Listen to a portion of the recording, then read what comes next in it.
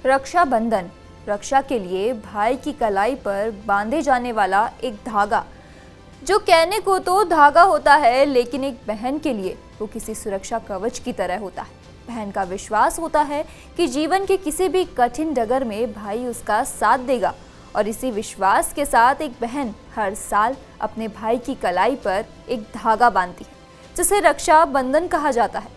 इस त्योहार को मानने की शुरुआत कब हुई, यह कहना तो कठिन है, लेकिन हिंदू धर्म ग्रंथों के पन्नों को देखें तो इस त्योहार की शुरुआत 6000 साल से भी पहले होने की स्पष्ट प्रमाण मिलते हैं।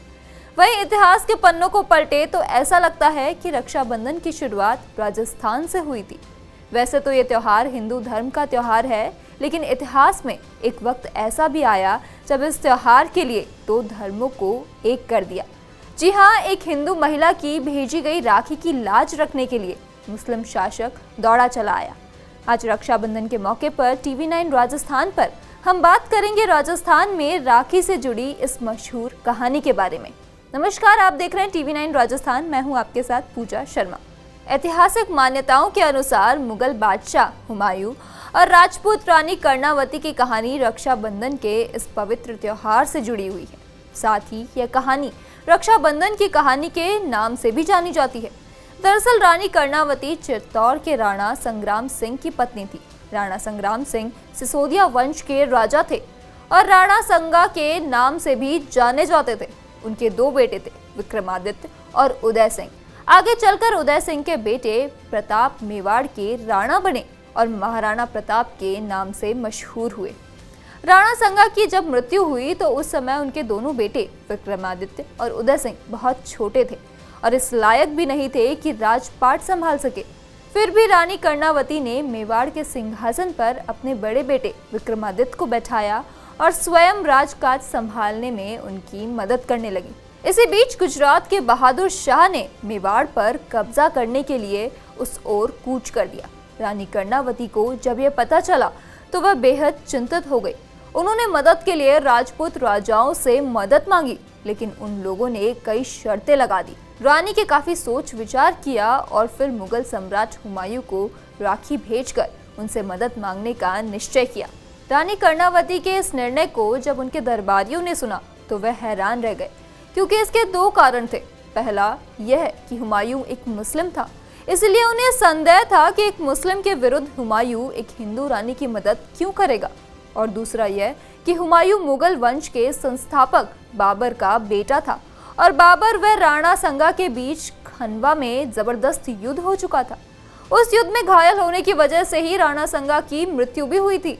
इसीलिए रानी के किसी भी दरबारी को यह उम्मीद भी नहीं थी कि हुमायूं अपने पिता के शत्रु की पत्नी यानी रानी कर्णावती की मदद करेगा। लेकिन रानी कर्णावती अपने निश्चय पर अडिग रही। साथ ही रानी ने कहा कि हुमायूं भले ही मुस्लिम है, पर वह भारतवर्ष के एक बड़े सुल्तान हैं। मुझे पूरा यकीन है कि वे रिश्तों की अहमियत को समझते होंगे और मेरी राखी की लाज रखेंगे। रानी कर्णावती की राखी लेकर जब संदेशवाहक दिल्ली पहुंचा तो उसे पता चला कि वह हुमायूं उस समय ग्वालियर में है। हुमायूं ने उस वक्त ग्वालियर में अपना पड़ाव डाल रखा था और वह बंगाल पर आक्रमण की तैयारी कर रहा था। संदेशवाहक ने यह जानकर अपना घोड़ा मोड़ दिया और ग्वालियर जा पहुंचा, जिसके बाद रानी कर्णावती की राखी और उसका पत्र देखकर हुमायूं को खुशी हुई। उसने संदेशवाहक से कहा कि आप अपनी रानी साहिबा से कहिएगा कि वो अपना हौसला बनाए रखे। मैं जल्द ही अपनी सेना लेकर चित्तौड़ पहुंच रहा हूं। हालांकि हुमायूं तक कर्णावती का संदेश पहुंचने में काफी समय लग चुका था, लेकिन फिर भी हुमायूं ने अपना एक संदेशवाहक दिल्ली की ओर दौड़ा दिया था, जिससे वहां पर सेना तैयार हो सके। उसके बाद उसने दिल्ली की ओर एक कूच किया। दिल्ली पहुंचकर हुमायूं ने एक बड़ी सी सेना ली और फिर चित्तौड़ की ओर चल पड़ा। लेकिन हुमायूं के चित्तौड़ पहुंचने से पहले ही गुजरात का शासक बहादुर शाह चित्तौड़ जा पहुंचा, जिसे रानी कर्णावती ने अपनी छोटी सी सेना के सामने बहादुर शाह का सामना किया। लेकिन वह ज्यादा देर तक टिक नहीं सकी। उन्होंने अपनी हार को देखते हुए 8 मार्च 1535 को अपनी राजपूत सखियों के साथ जोहर कर लिया। रानी कर्णावती के जौहर करते ही चित्तौड़ की सेना का रहा सहा मनोबल भी जाता रहा, जिससे उन्होंने घुटने टेक दिए और चित्तौड़ पर बहादुर शाह का कब्जा हो गया। हुमायूं जब अपनी सेना लेकर चित्तौड़ पहुंचा तो वहां पर बहादुर शाह का कब्जा हो चुका था। वहीं पर उसने रानी कर्णावती के जौहर की भी खबर मिली। यह सुनकर उसे बहुत दुख हुआ, लेकिन जब उसे खबर मिली कि कर्णावती के दोनों पुत्र विक्रमादित्य और उदय सिंह बूंदी के किले में सुरक्षित है तो उन्हें थोड़ा सुकून मिला।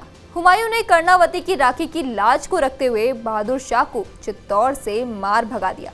इसके बाद उन्होंने बूंदी से उनके पुत्रों को बुलवाया और चित्तौड़ का सिंहासन कर्णावती के बड़े पुत्र विक्रमादित्य के हवाले कर दिया। इस ऐतिहासिक घटना को घटित हुए अब तक सैकड़ों साल गुजर चुके हैं। आज ना हुमायूं है और ना ही कर्णावती, लेकिन भाई बहन का ये अनूठा रिश्ता कहानियों और कविताओं में आज भी जिंदा है।